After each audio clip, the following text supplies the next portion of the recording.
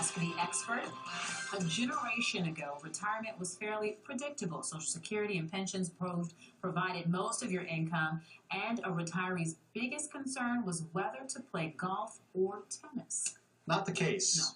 No. Anymore. Financial professional Brad Allen from wealthwisconsin.com here to tell us why retirement planning has changed and some tips on how we can prepare in this new world that we live in. Right. Yeah. So ever since 2008, we had that big recession.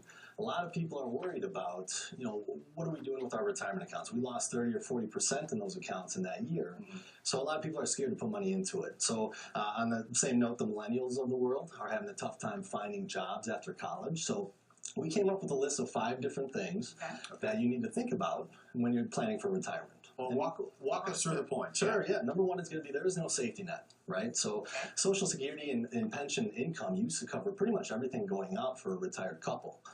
Nowadays, Social Security covers about 27% of what the expenses are per month, and pension plans are pretty much a thing of the past. Right. 19% of companies still have pension plans in place, but the rest of them are, 401ks, 403bs, retirement accounts. So you really have to be your own advocate nowadays and really contribute that 10 to 15% per month. Number 2 is going to be planning for longevity. They call that the extra decade. Okay. We're living longer than we used to. A lot longer than we used to. Yeah. So in 1985, a man would live 14 years after retirement on average.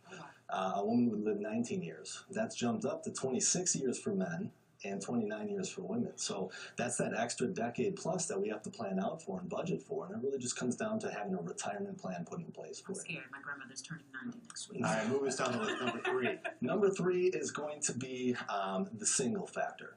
A lot of the divorce rate has gone up since 1980, so there's a lot of folks going into retirement as a single individual. So now it plans out a little bit differently. You usually have to save on average 20% more than what a married couple would have to save going into retirement. And now you're not going to have things like spousal benefits for Social Security and survivor benefits and all these different things. So really, you want to create that financial team around you of an attorney, a financial planner that can not only help you plan for retirement, but also implement that plan when you get there. Last 30 seconds, last 2 topics. Last 2 topics. So more debt, more problems. The more debt you have bringing into retirement, the more problems that occur. And then finally, healthcare coverage in retirement. You want to plan for, healthcare coverage went up 11% 2014 to 2015. So you just want to plan out for that. You want to know, do I need long-term care coverage? Do I need, all these different life insurances? What do I actually need in retirement? And a financial planner can really help you on that aspect. All right. Real quick, bright side? Bright side, millennials and Gen Xers are actually saving more than baby boomers actually saved for retirement. So there is a bright side. They see the, Social Security and pensions may not be there for They're us. not spending as much. They're not spending as much. They're not making as much as they thought they would, so they're not spending as much, but they're actually putting money aside to save for retirement. So that's great. Thanks for coming in. Got a question for any of our experts? Here's how you get it to us. Ask the expert at tmj4.com or call that number right there on your screen.